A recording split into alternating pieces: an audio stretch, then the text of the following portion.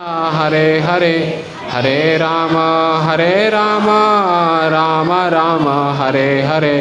नमो विष्णुपादाय कृष्णपृष्ठाय भूतले श्रीमते भक्तिवेदांता स्वामीति नामने। नमस्ते सारस्वते देवे गौरवाणी प्रचारिणे निर्विशेष शून्यवादी पाश्चात्य देशतारिणे।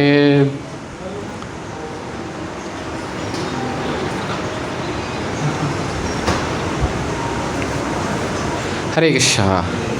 तो आप सबका स्वागत है आज इस्कॉन द्वारका में, और बहुत विशेष उत्सव आने वाला है। क्या है वो उत्सव? जोर से बोलिए, क्या है? श्री कृष्ण जन्माष्टमी महामहोत्सव की। तो जन्माष्टमी के उत्सव पे बहुत सुंदर कथा का आयोजन होने वाला है। अब प्रतिदिन यहाँ पे होगा, जिसे उदय प्रभु ने नाम दिया है कृष्णा क्या है जन्माष्टमी मेडिटेशन। तो इस पर कथा होगी प्रतिदिन भगवान की, विशेष रूप से श्रीमद् भागवतम के 10वें स्कंद से। तो श्रीमद् भागवतम का जो 10वां स्कंद है उसमें भगवान की लीलाओं के विषय में चर्चा है। तो आज उसमें से एक बहुत विशेष लीला हम लेने जा रहे हैं, जिसका नाम है दामोदर लीला। क्या है? तो ये जो दामोदर लीला है ये श्रीमद् भागवतम के 10वें स्कंद के 9वें और 10वें अध्याय में दी गई है। तो ये जो लीला है बहुत विशेष लीला है। चर्चा करेंगे क्यों इतनी विशेष लीला है, और साथ साथ में आज हमने एक भजन भी गाया जिसका नाम है दामोदराष्टकम। तो ये जो दामोदराष्टकम है ये प्रतिदिन गाया जाता है कार्तिक मास में। जब कार्तिक मास का महीना आता है, चतुर्मास का आखिरी महीना, तो उसमें भक्त लोग प्रतिदिन ये दामोदराष्टकम गाते हैं। और इस जो दामोदराष्टकम है इसका हम जो श्लोक का अर्थ है, इसके जो श्लोकों का अर्थ है वो इस कथा में बीच बीच में लेते चलेंगे जैसे जैसे प्रसंग आगे बढ़ेगा। तो इसमें एक श्लोक आया है जिसमें लिखा गया है इति द्विक्सलीलाभि आनंद विकुंडे तथा स्वघोषम निमज्जन्ते माख्यापयंतम। तो भगवान व्रजवासियों को अपने कथा के, अपनी जो लीलाएं हैं उसके आनंद में डुबो रहे हैं।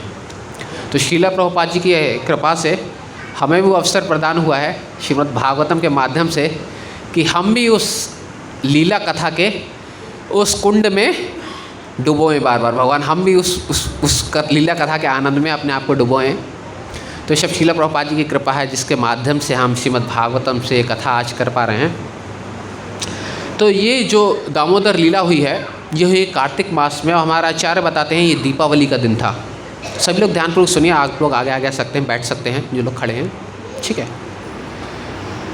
तो इस लीला को श्री सुखदेव गोस्वामी बताते हैं कि एक बार दीपावली का दिन था, सुबह सुबह का समय था, ब्रह्म मुहूर्त का समय रहा होगा 4 से 5 के बीच का। तो उस समय क्योंकि दीपावली के अगले दिन ब्रजवासी लोग इंद्र की पूजा करते थे, और इंद्र की पूजा के लिए बहुत तैयारी करनी पड़ती थी। माखन निकालते थे, दही, बहुत सारे स्वीट्स आइटम बनते थे।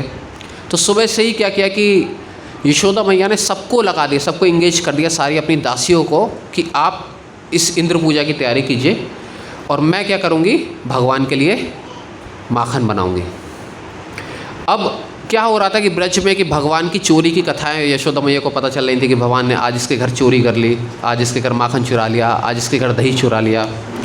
तो जब ये कथाएं बार बार हो रही थी तो यशोदा मैया को लगा कि हमारे घर में क्या माखन की कमी है। नंद बाबा के यहाँ 9 लाख गाय थी। तो सोचिए, मैया सोचने लगती हैं कि कैसे भगवान को घर में रोका जाए कि भगवान चोरी ना करें, तो कुछ स्पेशल माखन बनाया जाए। तो वो क्या करती हैं यशोदा मैया कि उनके आनंद महाराज के यहाँ एक विशेष गाय है जिनका नाम था पद्मगंधा। तो ये जो गाय थी ये सुगंधित दूध देती थी, ये सुगंधित घासें खाती थी और सुगंधित दूध देती थी। आजकल तो फ्लेवर्ड मिल्क आता है, वैसा नहीं, सुगंधित दूध। तो उस गाय के दूध को यशोदा मैया ने गर्म करने चढ़ा दिया और खुद दही मथने लगी। अब यशोदा मैया को बारे में श्री सुखदेव गोस्वामी बताती हैं कि यशोदा मैया क्या कर रही हैं कि वो दही मथ रही हैं, और उनके जब वो दही मथ रही हैं तो जैसे आपने देखा होगा, कितने लोगों ने देखा है दही मथने की, देखा है कितने लोगों ने, गाँव वगैरह में देखा होगा आपने, ठीक है। इतना बड़ा जो हांडी होती है उससे घिसती हैं, ठीक है। तो जब माताएं जब उसको मथती हैं तो उसमें मेहनत लगती है। आजकल तो सब कुछ पैक्ड आने लगा है, उस समय सब कुछ आता था, उसको पीसा जाता था, तो उसमें माताओं का शरीर थोड़ा हिलता था, ठीक है। तो हिलता था, स्वाभाविक रूप से उनकी एक्सरसाइज होती थी। लेकिन अब तो सब कुछ पैक्ड आने लगा है। तो उस समय जब यशोदा मैया दही को मथ रही थी, शरीर हिल रहा था, तो हिलने से क्या हो रहा था कि उनकी चूड़ियों की झनकार निकल रही थी, कान में जो कुंडल हैं वो बज रहे थे।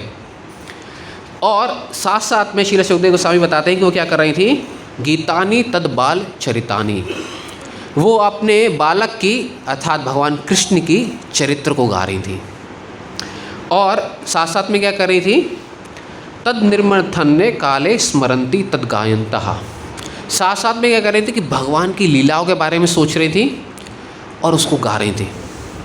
तो आध्यात्मिक जगत का स्वभाव है कि वह हर कोई व्यक्ति गाता है, वहाँ पे हर शब्द एक गीत है और वहाँ पे हर कदम जो व्यक्ति चलता है वो नृत्य है। ये श्री ब्रह्म संहिता बताती है इसके बारे में, कथा गानम नाट्यम गमनम, अर्थात हर चीज़ वहाँ पे भक्त गा के बोलता है। तो भगवान की बहुत सारी लीलाएं यशोदा मैया ने देखी हैं कि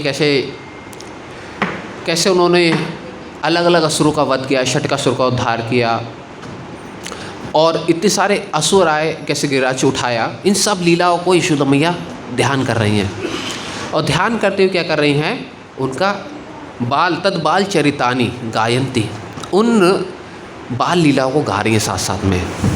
तो देखिए ये है आदर्श एक कर्म करने का, कि व्यक्ति को कैसे कर्म करना चाहिए, अगर वो कर्म करे भी तो कैसे करना चाहिए कि उसे भगवान का स्मरण करना चाहिए और साथ साथ में क्या करना चाहिए, भगवान की लीला को गाना चाहिए। अगर कम से कम लीला याद नहीं आ रही तो कम से कम हरे कृष्ण महामंत्र बोलना चाहिए, हरे कृष्णा कृष्णा कृष्णा हरे हरे, हरे राम राम राम हरे हरे। तो जब ये कार्य कर रही थी यशोदा मैया, तो भगवान उस समय जो सो रहे थे, तो सोचिए जब कोई भक्त कीर्तन करे तो भगवान उठ के उसके पास ना आए। तो भगवान ने जब सुना कि मैया मेरा कीर्तन कर रही हैं, उनकी कथा कर रही हैं और उनके लिए सेवा कर रही हैं, उनके लिए माखन निकाल रही हैं, तो भगवान उठ के आए। और जब छोटा सा बच्चा, तो जैसे हमने सीरीज़ का नाम दिया जन्माष्टमी मेडिटेशन, तो आपको सोचना है कि भगवान की क्या छवि रही होगी। भगवान ऐसे आँख मसलते हुए किसके पास आ रहे हैं, यशोदा मैया के पास आ रहे हैं। और यशोदा मैया के पास आ रहे हैं और श्री सुखदेव गोस्वामी बता रहे हैं कि भगवान के अंदर क्या इच्छा है उस समय। तो भगवान बता रहे हैं, तो श्री सुखदेव गोस्वामी बताते हैं, ताम स्तन्य कामा, अर्थात भगवान के अंदर इच्छा हुई कि आज मुझे माता का दूध पीना है, इस इच्छा से वो आ रहे हैं। भगवान को श्रीमद् भागवतम में बताया गया एक स्थान पे कि भगवान अपूर्ण काम है, पूर्ण काम है। पूर्ण काम का अर्थ है कि भगवान के अंदर कोई इच्छा नहीं है, हर प्रकार से भगवान संतुष्ट है, लेकिन वृंदावन में आके भगवान के अंदर इच्छा हो जाती है। और पहली इच्छा यहाँ पे क्या बता रहे हैं श्रील सुखदेव गोस्वामी, स्तन्य काम, अर्थात भगवान के अंदर माता का दूध पीने की इच्छा हो गई। अब वो आँख मलते हुए वो आते हैं और पीछे से माता बैठी हुई हैं, पीछे से माता को ऐसे करके पकड़ लेते हैं। अब जैसे ही सोचिए भगवान का स्पर्श होगा किसी भक्त पे तो कितना उसको आनंद आएगा। तो माता दही मत्ते मत्ते मत्ते उनकी स्पीड कम हो गई और उन्होंने भगवान को पीछे से उठा के आगे कर दिया। अब भगवान जिद करने लगे, तो माता पहले मना किया कि मुझे काम करना है, आपके लिए माखन बनाना है, लेकिन भगवान नहीं माने। तो यशोदा मैया ने क्या किया कि उनको दूध पिलाने लगी। अब दूध तो पिला रही है, लेकिन उसी समय तो आध्यात्मिक जगत में हो सकता है आप चीज़ भक्तों के लिए थोड़ा सा नया कॉन्सेप्ट लगे, लेकिन वहाँ हर चीज़ में चिन्मय है, हर चीज़ में प्राण है, हर चीज़ चेतन है। जैसे उदाहरण के लिए यहाँ पे पानी की बोतल, ये क्या जड़ है, लेकिन आध्यात्मिक जगत में हर वस्तु में प्राण है, हर वस्तु में चेतना है। तो मैया ने जो गाय का दूध रखा था उबलने के लिए, तो वो जो अब दूध है वो टेंशन में आ गया। वो टेंशन में इसलिए आ गया क्योंकि अब भगवान मैया का दूध पीते जा रहे हैं और जो दूध है वो अप्राकृत दूध है, अर्थात वो उस भौतिक संसार की तरह नहीं कि वो ख़त्म हो गया, ठीक है मैया ने हटा दिया, नहीं, वो दूध भी ख़त्म नहीं हो रहा है क्योंकि जो माता का वात्सल्य रस है वो बढ़ता जा रहा है। और भगवान क्योंकि सर्व रसों के सागर हैं तो तो उनके अंदर वो पीने की इच्छा भी कम नहीं हो रही। और जब वो दूध परेशान हो रहा है कि अब तो मेरा काम हो गया, अब मुझे कौन पिएगा, वो तो मेरी सेवा तो चली गई। जैसे कई बार हमारे मंदिर में होता है, भक्त लोग जब आपस में सेवा करते हैं जन्माष्टमी में, तो प्रभु जी ने बोला हम कीर्तन करेंगे, तो प्रभु जी बोले हम कीर्तन करेंगे, हमारी तो सेवा ही चली गई। तो इस प्रकार से जैसे भक्तों में, यहाँ पे भी भक्तों में कॉम्पिटिशन होता है कि कौन भगवान की अच्छे से सेवा कर सकता है। तो आध्यात्मिक जगत में हर चीज़ भगवान की सेवा में लगना चाहता है। तो वो जो दूध है, जो आध्यात्मिक जगत का चिन्मय दूध है, वो परेशान हो गया कि अब तो मेरी सेवा गई है, अब तो क्या फ़ायदा हमारा। तो उसने क्या किया, उसने सोचा कि अब कुछ शरीर जीवन का तो कोई फ़ायदा नहीं, ऐसा करते हैं कि जल ही जाते हैं। तो उसने सोचा कि दूध ने सोचा चलो आप सुसाइड कर लेते हो। देखिए आध्यात्मिक जगत में भी सुसाइड का कॉन्सेप्ट है। तो वहाँ से उस दूध ने क्या किया, दूध ने उफन के आके और उस अग्नि पे गिरने लगा। और जैसे वो अग्नि पे गिरने लगा, मैया ने सोचा अरे अब तो ये दूध चला गया। तो उन्होंने क्या किया कि जैसे एक साधारण माता करती है, उन्होंने बच्चे को यहाँ पे पटका नहीं रखा, और उसके बाद ऐसे माता ऐसी कर देती, उठा के पटक दिया, और उसके बाद फटाफट एकदम दौड़ी कहाँ की तरफ, उस दूध को बचाने के लिए। अब भगवान ने देखा कि इसने, मैया ने मुझे छोड़ दिया। तो एक वैष्णव हमारे आचार्य लिखते हैं, वो लिखते हैं कि भगवान उस समय सोच रहे हैं कि इसके लिए मैंने वैकुंठ से आया, मैं इसके लिए, ठीक है, और इसने मुझे पटक दिया और उस थोड़े से दूध के लिए भाग गई। तो मैया ने जब उस दूध की तरफ देखा तो भगवान को इस बात को सोच के क्या हुआ, उनको गुस्सा आया। तो देखिए भगवान भगवत गीता में बताते हैं काम क्रोध लोभ ये कैसे क्या है, नरक के द्वार हैं। और भगवान को खुद को क्या हो गया, उस समय गुस्सा आ गया। लेकिन भगवान का जो क्रोध है वो कैसा है, दिव्य है। तो भगवान को उस समय गुस्सा आया और भगवान ने क्या किया कि उस एक जो मटकी थी, दही की मटकी थी, माखन की मटकी थी, उसको फोड़ दिया। और फोड़ दिया, लेकिन भगवान के अंदर इतनी चतुराई नहीं है कि फोड़ा तो फोड़ा, और उन्होंने सोचा कि अब मैया को पता नहीं चले, अब तो पता चल गया, अब तो भाई हमारी क्लास लग जाएगी। तो वो भाग गए वहाँ से, और भागे तो क्या हुआ कि वो माखन के पैर बनाते हुए दूसरे स्थान पे चले गए, और वहाँ जाके वो बंदरों को माखन खिलाने लगे। वहाँ बैठ के देखा होगा कि जैसे गाँव में एक मसाला पीसने वाली जो होती है, उस पर बैठ के भगवान उस माखन को खिला रहे हैं वानरों को। तो ये जो वानर है, हमारे आचार्य बताते हैं कि वानर कौन है, ये वानर वही हैं जिन्होंने श्री राम की सेवा में उस दिन समय बहुत सेवा की थी। तो भगवान ने श्री राम के रूप में बोला था कि आप लोग कभी आना द्वापर युग में, उस समय तो मैं दही माखन का राजा हूँगा, तो आपको खूब सेवा करूँगा मैं। तो भगवान उन वानरों को क्या कर रहे हैं, माखन और दही खिला रहे हैं। अब यशोदा मैया आती है, अब मैया देखती है ये क्या हुआ। तो पहले तो मैया हंसती हैं। हंसती क्यों है, खुश होती हैं क्योंकि वो देखती हैं कि मेरे बेटे का बल बढ़ गया, देखो उसने मटकी तोड़ दी, ठीक है। और साथ में इस बात पे भी खुश होती हैं कि वो बुद्धिमान हो गया, उसे ये पता है कि अगर मैं यहाँ पे रहूँगा तो क्या होगा, पिटूँगा, तो भागना चाहिए। लेकिन वो देखती हैं कि लेकिन इसको इतनी अकल नहीं है कि जब भागना है तो पैर पोंछ के भागना है। तो भगवान ने क्या किया, वो छोटे छोटे जो पाँव के चरण कमल के चिन्ह बनाते हुए दूसरी जगह पे चलेगा भगवान, वहाँ बैठे हुए हैं। तो यशोदा मैया ने सोचा कि अगर आज इसने मटकी तोड़ी है, कल को घर में आग लगा देगा, कुछ और भी बड़ा काम कर सकता है। तो क्या करना चाहिए, मुझे इसे अच्छा आदमी बनाना चाहिए। क्या बनाना चाहिए, अच्छा आदमी बनाना चाहिए। देखिए हर माता की यही रहती है ना कि बच्चों को क्या करना चाहिए, एक सिविलाइज्ड बनाना है। भगवान है, उनके बारे में यशोदा मैया सोच रही, कह रही है इसको अच्छा आदमी बनाना है, इसको थोड़ा सा कष्ट देना है। तो मैया क्या करती हैं कि उनके पीछे पीछे जाती हैं, भगवान के पीछे, और उस स्थान पे जाके भगवान देखते हैं कि मैया आ रहे हैं, वो भी हाथ में छड़ी है। और ये देख के भगवान भागने लगते हैं, और भगवान भाग रहे हैं, पीछे मैया भाग रही हैं। और श्रील सुखदेव गोस्वामी बताते हैं कि जो भगवान बड़े बड़े योगी लोग अपने तप से बल से जिनको प्राप्त करने की कोशिश कर रहे हैं, सोचते हैं कि भगवान की थोड़ी सी झलक हमें अपने हृदय में दिखे, वो भगवान किसके डर से भाग रहे हैं, यशोदा मैया की छड़ी से भाग रहे हैं। तो चलो मैं थोड़ा सा और आपको एग्जाम्पल के तौर पे बताता हूँ कि भगवान की क्या स्थिति है। तो भगवान श्री कृष्ण के पहले विस्तार हैं श्री बलराम जी, और श्री बलराम जी से अनेक नारायण अवतार निकलते हैं। उस एक नारायण अवतार में से एक अवतार है जिसे हम बोलते हैं कारणोदक्षाई विष्णु। क्या बोलते हैं हम? उन कारणोदक्षाई विष्णु के हर कूप से अनंत ब्रह्मांड निकलते हैं। क्या निकलते हैं? तो वो जो कारणोदक्षाई विष्णु हैं वो भगवान के अंश के अंश के अंश के अंश हैं। तो सोचिए भगवान की क्या स्थिति है। और वो भगवान किसके डर से भाग रहे हैं? माता यशोदा के डर से भाग रहे हैं। तो ये सारे देवी देवता ऊपर से देख रहे हैं माता की स्थिति कि क्या स्थिति है, उनकी भक्ति में क्या पराकाष्ठा है। और उनके सिर से, क्योंकि अब जब भाग रहे हैं तो वैदिक समय में क्या होता था कि स्त्रियां अपने बालों में फूल लगाती थी। और जो फूल गिर रहे हैं और फूल भी सोच रहे हैं कि हम यशोदा मैया के सिर पे रहने के लायक नहीं है, क्योंकि माता की कितनी ऊंची स्थिति है, तो हमें क्या करना चाहिए कि गिर के उनके चरणों पे आ जाना चाहिए। तो फूल क्या करते हैं, खुद को अपने आप को मैया के सिर से गिरा लेते हैं। तो इस प्रकार से भगवान भाग रहे हैं और माता यशोदा भाग रही हैं। माता का शरीर तो भारी होता है और भाग रही हैं, थक गई हैं, पसीने से थक गई हैं। लेकिन जब भगवान देखते हैं कि अब तो मैया थक रही हैं तो क्या करते हैं, अपनी स्पीड कम कर लेते हैं और माता उनको अब पकड़ लेती हैं। तो अब आते हैं इस दामोदर अष्टकम के द्वितीय श्लोक पे। ठीक है, अब भगवान क्या कर रहे हैं? अब भगवान की नौटंकी देखिए आप।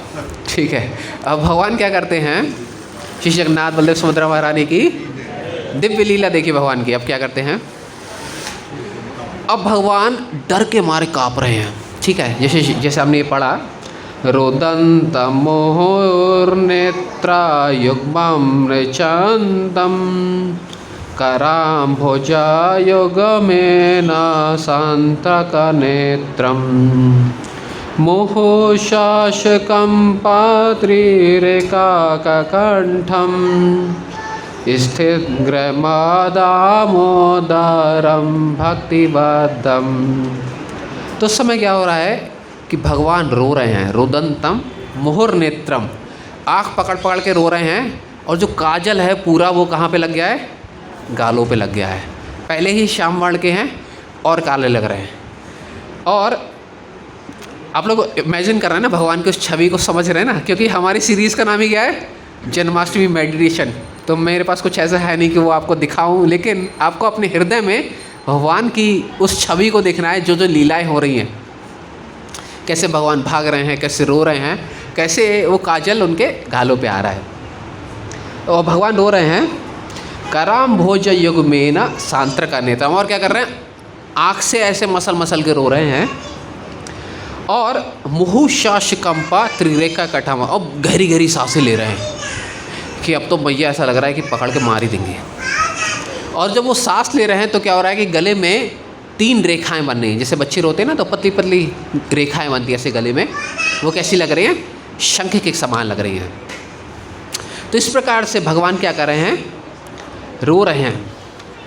और जब वो रो रहे हैं तो मैया सोचती है कि अब ज़्यादा डांटना नहीं चाहिए, ज़्यादा मारना नहीं चाहिए। तो मैया ने कुछ नहीं बोला और मैया ने सोचा कि बहुत सारा काम भी करना है घर का, तो एक काम करते हैं, इसको बांध देते हैं। तो माता ने क्या किया कि उनको एक ऊखल से बांध दिया भगवान को, और भगवान वहाँ ऊखल से बन जाते हैं। बंधने के लिए भी क्या होता है, पहले मैया प्रयास करती हैं कि बांधने का, कि कैसे बांधा जाए। तो बांधती हैं तो सबसे पहले अपने सिर से जूड़े से रस्सी निकालती हैं। क्या बोलते हैं माता है उसे? पता नहीं मुझे क्या बोलते हैं। अच्छा, अब तो माताएं लगाती नहीं तो पता नहीं कुछ बोलते हैं उसे। हाँ, तो उसको निकाल के भगवान को बांधने का प्रयास करती हैं। अब कितनी कमर होगी? ज़्यादा से ज़्यादा भगवान की कितनी कमर होगी? इतनी होगी, ज़्यादा से ज़्यादा 1 फुट 2 फुट होगी, इससे ज़्यादा क्या कमर होगी? भगवान की पतली सी कमर है। लेकिन जैसे ही बांधने का प्रयास करती हैं तो 2 अंगुल कम पड़ जाती है। अब मैया आश्चर्य, इतना पतला सा मेरा छोरा और बंध के नहीं दे रहा। तो फिर और रस्सी मंगाई जाती है, और रस्सी गोपियाँ लाती हैं, उनको बांधने का प्रयास करती हैं। वो सारी रस्सियाँ जोड़ लेती हैं, लेकिन भगवान बनने को तैयार नहीं हो रहे हैं। भगवान बनते ही नहीं है, क्योंकि भगवान की अनेक शक्तियाँ हैं। उसमें से एक जो शक्ति है उसका नाम है सर्वव्यापक। क्या नाम है? जो सर्वव्यापक शक्ति है वो कहती है, वो सोचती है कि ये तो भगवान है, इसे कैसे मैया ये ग्वालिन बांध सकती है। तो वो शक्ति क्या करती है कि हमेशा भगवान को जब भी बांधने का प्रयास करते हैं तो वो 2 अंगुल छोटी पड़ जाती है। ठीक है, लेकिन जब भगवान बार बार, जब माता बार बार प्रयास कर रही है और पीछे से सारी गोपियाँ हंस रही हैं, सारी जितनी भी यशोदा मैया की जितनी भी सखियाँ हैं जो माता की उम्र की हैं उनकी, भगवान की, वो सब हंस रही हैं यशोदा मैया पे और देख रही हैं क्या तमाशा चल रहा है यहाँ पे। और वो बोलती भी हैं कि यशोदा, शायद हो सकता है आपका पुत्र किसी से बंधने, किसी के बंधन में आने के लिए नहीं है, इसलिए आप इसको बांधना छोड़ दीजिए। लेकिन यशोदा मैया फिर से हट करके प्रयास करती रहती हैं भगवान को बांधने का।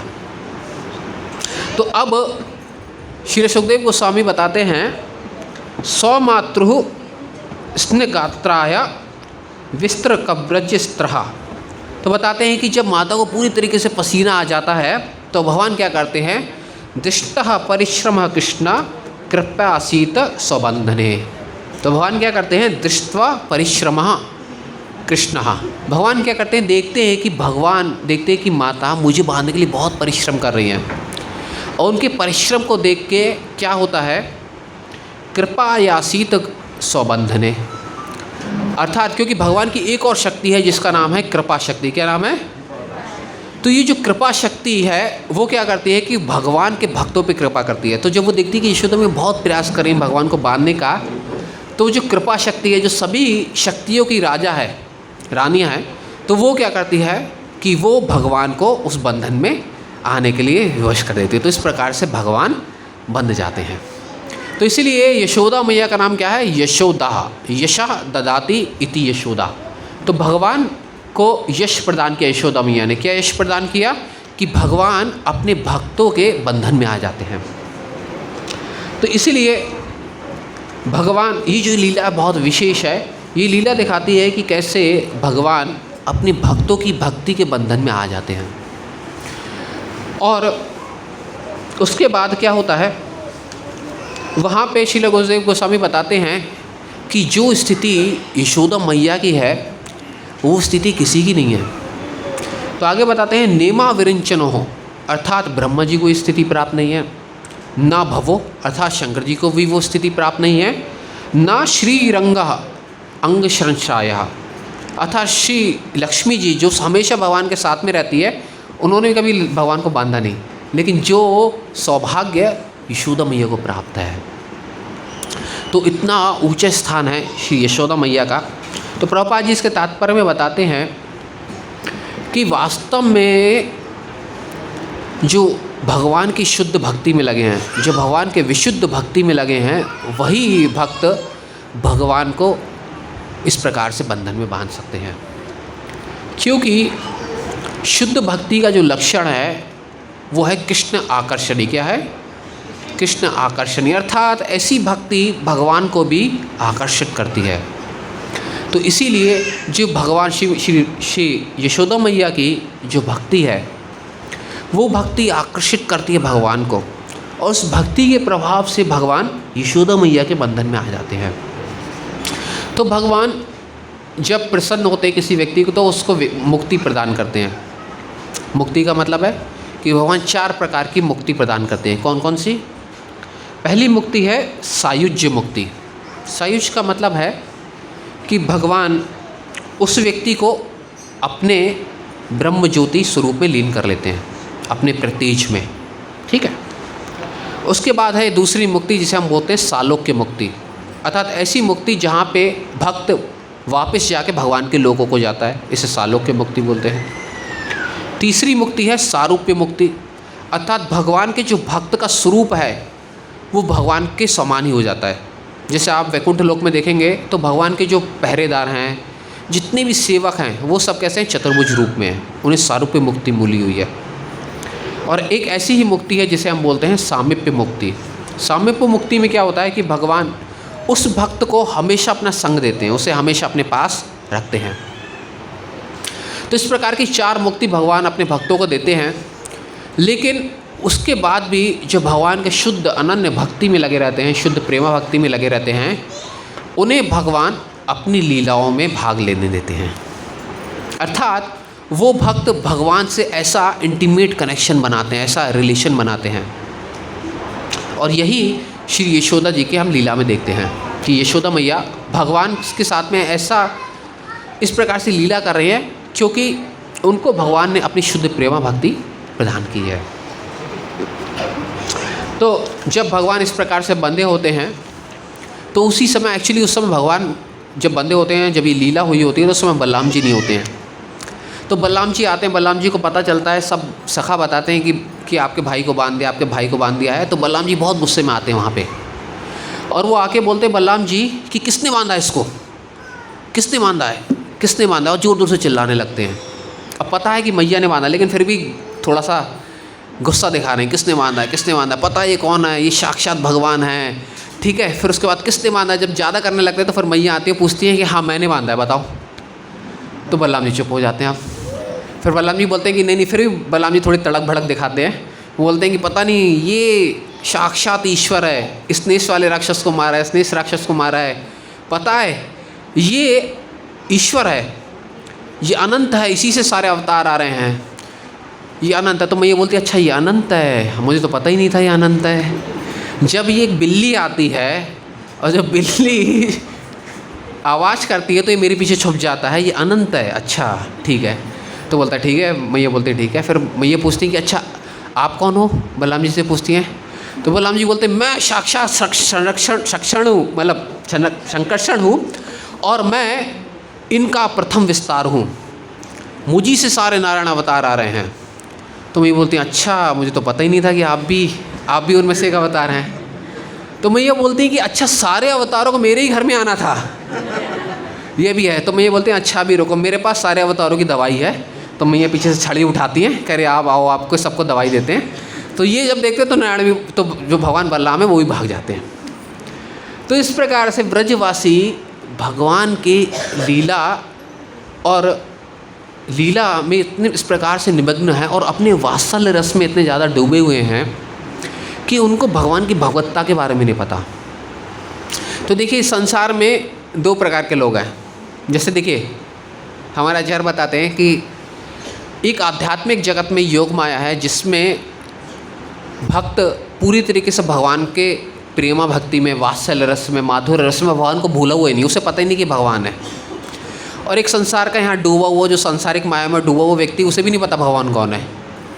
ठीक है, अगर आप यहाँ पे किसी गुड़गांव के मॉल के पास जाओ, उसे बोलो कि कृष्ण भगवान है, वो कहेगा क्या बोल रहे भाई, क्या बोल रहे हो। ठीक है, और ऐसे अगर आप यशोदा मैया के पास जाओ, उनसे बोलो कि आपका बेटा भगवान है, तो कहेंगे बेटा आप आओ, आपको गोबर देंगे हम, तो आपको गोबर मारेंगे।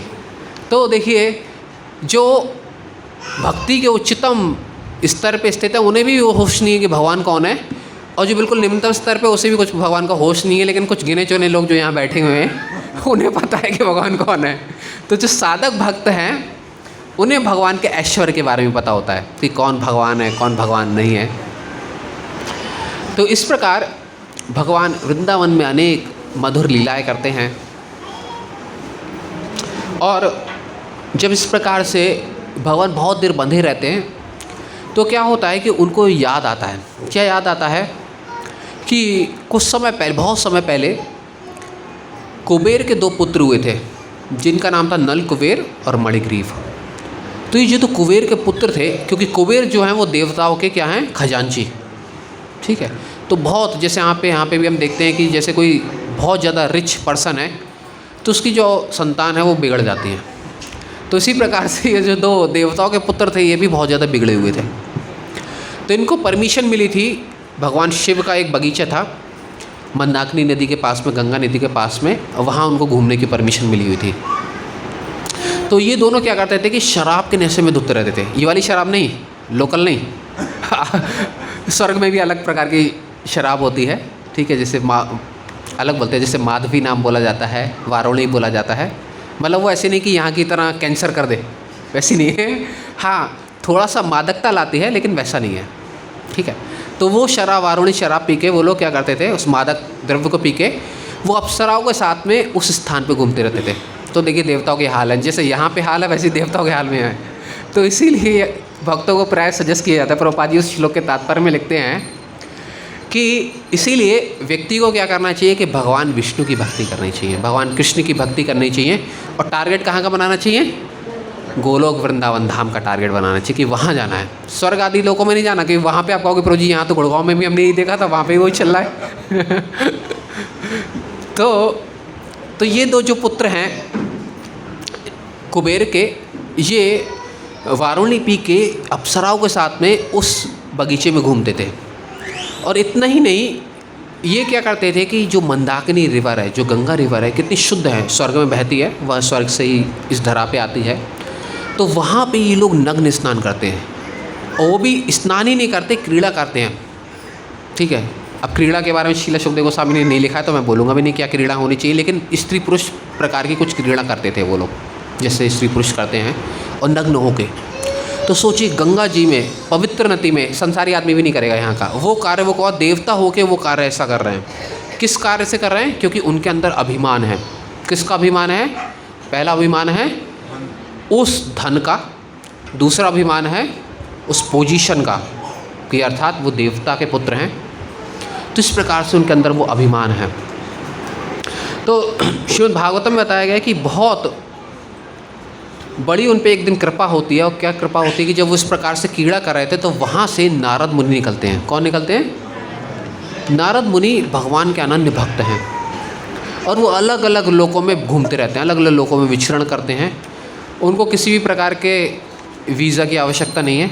आध्यात्मिक जगत में, भौतिक जगत में, हर जगह वो विचरण कर सकते हैं। भगवान की तरफ से उनको इस प्रकार की सिद्धि प्राप्त है। श्री जगन्नाथ बलदेव सुभद्रा महारानी की जय, प्रभु सुदर्शन की जय, श्रील प्रभुपाद की जय। तो श्री नारद मुनि को इस प्रकार से सिद्धि प्राप्त है, भगवान के पार्षद हैं, और वो इस प्रकार से अनेक लोकों में घूमते रहते हैं। तो इसी प्रकार से वो जब एक बार उस स्थान से निकलते हैं, और जब उस स्थान से निकलते हैं तो देख के समझ जाते हैं कि इन दो जो देवता के पुत्र हैं, इनकी कितनी दुर्गति हो गई है। और ये इस प्रकार प्रभुपाद जी लिखते हैं कि इस प्रकार से श्रीमद् भागवतम में श्रील सुखदेव गोस्वामी वर्ड यूज़ करते हैं यदृच्छया। यदृच्छया का मतलब है कि उनका बहुत बड़ा सौभाग्य जाग जाता है जब वो एक ऐसे संत के सामने आते हैं, एक ऐसे संत के दर्शन करते हैं। तो नारद मुनि क्या करते हैं, तो जब वो उन स्त्रियों के साथ में स्नान कर रहे होते हैं गंगा नदी में, तो क्या वो स्त्रियां करती हैं कि उनको कम से कम इतना होश रहता है कि जब कोई साधु आया है, संत साथ में आया है, तो उन्हें क्या करना चाहिए कि अपने कपड़े पहन लेने चाहिए। तो उन स्त्रियों ने क्या किया कि जल्दी से अपने कपड़े पहन लिए। लेकिन वो जो तो कुबेर के पुत्र थे वो क्या करे, खड़े के खड़े रह गए नंगे। मतलब इतना बड़ा संत सामने है, लेकिन उसको देख के भी उनके अंदर ये भावना नहीं आई कि चलो कपड़े तो पहन लेने चाहिए, प्रणाम तो बहुत दूर की बात है, कम से कम कुछ आदर दिखाना चाहिए। तो नारद मुनि जब ये देखते हैं तो उनके अंदर पहले हल्का सा क्रोध आता है, लेकिन साथ में उनके अंदर एक दया की भावना आती है कि इनका उद्धार होना चाहिए। तो नारद मुनि क्या करते हैं कि उनको श्राप देते हैं। क्या करते हैं? श्राप देते हैं कि आपको 10,000 वर्षों तक पेड़ की योनि में रहना पड़ेगा। किसकी योनि में? कितने वर्षों तक? 10,000 वर्ष। यहाँ के नहीं, देवताओं के 10,000 वर्ष। तो जैसे यहाँ पे जो 6 महीने का समय होता है वो देवताओं के 12 घंटे के बराबर होता है। तो अर्थात यहाँ पे जो साल भर होता है वहाँ पे एक दिन होता है, एक दिन और एक रात होता है, इस प्रकार से। तो इतना समय का डिफरेंस है। तो देवताओं के इतने 10,000 वर्षों तक आपको क्या होगा, किस योनि में रहना पड़ेगा? पेड़ की योनि में रहना पड़ेगा। लेकिन साथ में एक वरदान भी देते हैं। क्या वरदान देते हैं? एक उन पे कृपा भी करते हैं कि आपको साक्षात भगवान के दर्शन होंगे। तो 10,000 वर्षों का वो लंबा समय उनको पेड़ की योनि में गुजारना पड़ेगा, लेकिन उसके बाद भगवान के उनको दर्शन होंगे। तो प्रभुपाद जी श्लोक के तात्पर्य में लिखते हैं कि साधु संग सर्व शास्त्र कहे, लव मात्र साधु संग सर्व सिद्धि होए। तो थोड़ा सा उन्होंने संग किया किसका? श्री नारद मुनि का। लेकिन उनको क्या महान अवसर मिला कि उनको भगवान के दर्शन प्राप्त होंगे। तो भगवान जब द्वापर युग में आते हैं, लीला करते हैं, तो वो 2 पेड़ क्या बनते हैं? वो 2 पेड़ भगवान नंद महाराज के आंगन में आते हैं, और वो भगवान को देखते हैं। सारी बाल लीलाएं वो देख रहे हैं कि भगवान कैसे क्रॉल कर रहे हैं, भगवान कैसे चल रहे हैं। वो सारी लीलाएं उन्होंने क्या करा है? देखी हैं। और भगवान को स्मरण आता है। किस चीज़ का स्मरण आता है? कि मेरे एक भक्त ने इन 2 जो पुत्र हैं, कुबेर के पुत्र हैं, इनको एक आशीर्वाद दिया था कि इनको मेरा दर्शन प्राप्त होगा। तो भगवान क्या करते हैं कि उस ऊखल को बीच में फंसा देते हैं उन वृक्षों के, और उस वृक्षों को गिरा देते हैं। आज भी आप जाएंगे रमण रीति के पास ही स्थान है जहाँ पे उखल लीला हुई है। कार्तिक मास से का भी अवसर मिलेगा तो हम सब जाएंगे उस स्थान पे। वहाँ पे वो उखल अभी भी है जहाँ पे भगवान ने लीला की थी। और जैसे ही उन वृक्षों को गिराते हैं तो उसमें से 2 देव योनि में अर्थात भगवान के पार्षद की योनि में 2 लोग उत्पन्न होते हैं। और वो कौन है? वही 2 नलकुबेर और मणिग्रीव हैं। तो पहले भगवान बोलते हैं, क्या बोलते हैं? यहाँ पे प्रभुपाद जी तात्पर्य में लिखते हैं उसके बारे में कि उन दोनों से बोलते हैं भगवान, क्या बोलते हैं कि मेरा आपसे कोई संबंध नहीं। क्या नहीं है? मेरा आपसे कोई संबंध नहीं, क्योंकि आप तो बहुत बड़े महान धनवान राजा के पुत्र थे, लेकिन मेरे भक्त ने आपको आशीर्वाद दिया है, तो इस कारण से मैंने आपको दर्शन दिया है। तो इससे क्या शिक्षा लेनी चाहिए कि इसी प्रकार से क्या हम डायरेक्ट भगवान से संबंध बना सकते हैं? कभी नहीं बना सकते। तो भगवान हमेशा कृपा जो करते हैं वो संबंध के माध्यम से करते हैं। कैसे करते हैं? तो हम श्रील प्रभुपाद जी जैसे महान आचार्य की संस्था में हैं, हमने उनका आश्रय लिया हुआ है, तो जो भगवान हम पे कृपा करते हैं वो किसके माध्यम से करते हैं? श्रील प्रभुपाद जी के माध्यम से हमें कृपा करते हैं। ठीक है, तो इसलिए भगवान उस समय कहते हैं कि इसीलिए मैं मात्र आप पे कृपा इसलिए कर रहा हूँ क्योंकि मेरे एक भक्त ने बहुत पहले आपको ये बात कही थी कि आपको मेरा दर्शन होगा, तो इस वजह से मैं आपको दर्शन दे रहा हूँ। तो इस प्रकार से भगवान उनको दर्शन देते हैं। और लेकिन जब उन्होंने देखा है भगवान को, भगवान की बाल लीलाओं को देखा है, इतने समय तक वो वृंदावन में वृक्ष के रूप में रहे हैं, नंद महाराज के आश्रम, नंद महाराज का जो घर था, महल था, उसमें रहे हैं, तो उनके अंदर वो प्रेम भक्ति, वो भक्ति जागृत हो जाती है। तो नारद मुनि जो है वो किसी न किसी प्रकार से उनको वो भक्ति का बीज देते हैं और वो वहाँ जाके उस स्थान पे जन्म लेते हैं, उन वृक्ष योनि में आते हैं जहाँ पे भगवान लीला करने वाले हैं। और उन वृक्ष को भगवान गिराते हैं और उनको दर्शन देते हैं। और वो जब नलकुबेर और मणिग्रीव जब प्रार्थना करते हैं तो बहुत सुंदर भगवान की प्रार्थना करते हैं। आप लोग मेरे पीछे वो प्रार्थना दोहरा सकते हैं। तो हम सबका जीवन भी किसी न किसी प्रकार से इसी प्रकार निकला है, नलकुबेर और मणिग्रीव की तरह, कि हमारा जीवन कुछ न कुछ बुरी आदतों में गया संसार में। लेकिन अब वो क्या प्रार्थना कर रहे हैं भगवान से जब उन्हें भक्ति मिलती है? मेरे पीछे दोहरा सकते हैं आप लोग। वाणी गुणानुकथने श्रवणो कथायाम हस्तोचा कर्मसु मनस्तव पादयोनः स्मृत्या शिरस्तवः निवासं जगत् प्रणामे दृष्टिं सता दर्शनेस्तु भवतत् अनूनमः। तो बहुत सुंदर प्रार्थना करते हैं। ये हम सबकी आइडियल प्रार्थना होनी चाहिए। वाणी गुणानुकथने, कि अब तक हमारा जो जीवन गया है वो पाप में गया है, लेकिन अब से भगवान क्या हो कि हमारी वाणी किस में लगे? वाणी गुणानुकथने, की आपका गुण गाने में लगे, आपके महामंत्र जप करने में लगे, आपका नाम जप करने में लगे। हरे कृष्णा कृष्णा कृष्णा हरे हरे, हरे राम राम राम हरे हरे। प्रभुपाद जी इस श्लोक के तात्पर्य में लिखते हैं हैंसफोर्थ इंग्लिश में, और हिंदी में लिखते हैं अब से हमारे, अर्थात उनका जो भाव था वो यही था कि भगवान हमारा जो अब तक का जीवन गया है वो इसी प्रकार से बुरी आदतों में गया है, लेकिन अब से क्या हो? वाणी गुणानुकथने श्रवणों कथाया, कि अब हम जो श्रवण करें तो क्या करें? आपकी कथाओं के बारे में श्रवण करें। हस्तोचा कर्मशु, और हमारे जो हाथ लगे वो कहाँ लगे? आपकी सेवा में लगे। और मनस्तव पाद योनेहा, हमारा जो मन है भगवान आपके सदा चरण कमलों का चिंतन करे। और स्मृत्यः शिरस्तवः, अर्थात हमारा जो सिर है वो कहाँ झुके? वो आपके सामने झुके।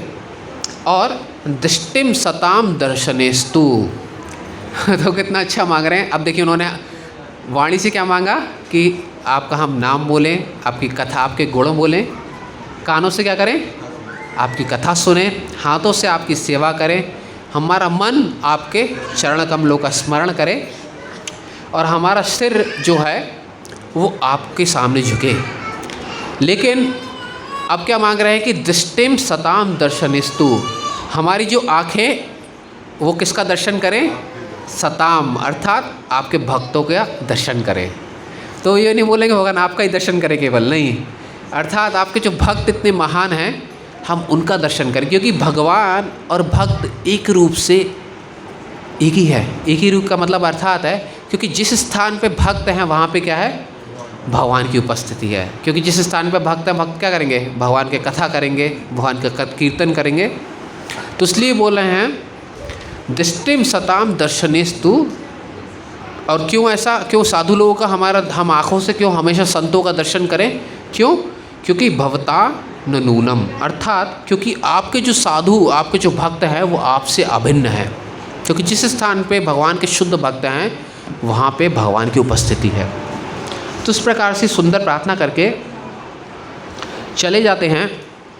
लेकिन आगे श्रील सुखदेव गोस्वामी एक और श्लोक बताते हैं।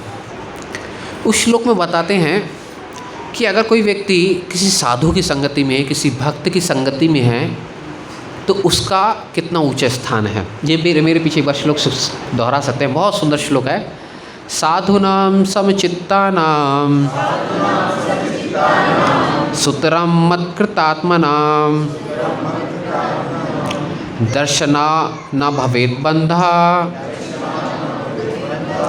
पुंसा अक्षिणो सवितुर्यः।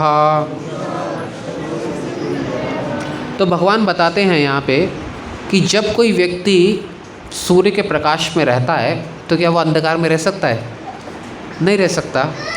तो उसी प्रकार से अगर कोई ऐसे साधु जो कैसे समचित्त हैं और मेरे प्रति पूर्ण रूप से शरणागत हैं, अगर कोई ऐसे साधु के सामने रहता है, दर्शनात् ना भवेत बंधा, अर्थात वो व्यक्ति मुक्त हो गया। क्यों मुक्त हो गया, क्योंकि वो एक साधु के सामने है। तो देखिए नारद मुनि की कृपा से जिस प्रकार से नलकुबेर और मणिग्रीव मुक्त हुए, उसी प्रकार से अगर कोई व्यक्ति किसी साधु के सामने रहता है जो भगवान की भक्ति में लगा हुआ है, तो भगवान बता रहे हैं दर्शना, अगर उस साधु का दर्शन भी कर लिया तो व्यक्ति मुक्त हो गया। अर्थात दर्शना ना भवेत बंधा, उसे कोई बंधन नहीं है संस्कार का। क्यों, क्योंकि उस साधु की कृपा से क्या होगा, वो व्यक्ति निश्चित रूप से मुक्त हो जाएगा। तो इसीलिए इस साधु संग कितना महत्वपूर्ण है, इस लीला से हमें सीखने को मिलता है। तो कई सारी महत्वपूर्ण शिक्षाएं हैं, जिसे हमने देखा कि यशोदा मैया जब भगवान की जब सेवा करती है तो किस प्रकार से सेवा कर रही है, बताइए आप लोग क्या कर रही हैं, क्या सोच रही है मन में, भगवान की लीला कथा को सोच रही हैं, वाणी से क्या कर रही हैं, भगवान का गुणगान कर रही हैं। तो उसी प्रकार से व्यक्ति को कर्म करना चाहिए। और साथ साथ में जो नलकुबेर और मणिग्रीव की कथा से हम क्या सीखते हैं कि दोनों तो हमने जो दो प्रार्थनाएं की उसमें क्या हम सीखते हैं कि कैसे व्यक्ति को, भले उसने कैसे भी कार्य किए हों, लेकिन अब उसे क्या करना चाहिए कि अपने आप को भगवान की सेवा में लगाना चाहिए। वाणी गुणानुकथने श्रवणो कथायाम हस्तो च कर्मशु मनस्तव पादयोनेहा स्मृत्याम शिरस्तव पाद निवासम जगत प्रमाणे दृष्टिम सताम दर्शनेस्तु भवतान नूनम। तो इस प्रकार से ये शिक्षाएं हमें लेनी चाहिए। और शास्त्र में जिस प्रकार से भगवान बता रहे हैं कि कैसे कोई व्यक्ति अगर किसी साधु या संत के सामने है तो व्यक्ति निश्चित रूप से मुक्त हो जाएगा। जिस प्रकार से कोई व्यक्ति सूर्य के सामने है, लेकिन जिस प्रकार से सूर्य सारे अंधकार को भगा देता है, तो उसी प्रकार एक भक्त की संगति व्यक्ति को संसार से मुक्त कर देती है। ठीक है, तो हम यहीं पे विराम करेंगे। हरे कृष्णा। श्रील प्रभुपाद की जय। हरे राम राम राम हरे हरे। श्री दामोदर लीला की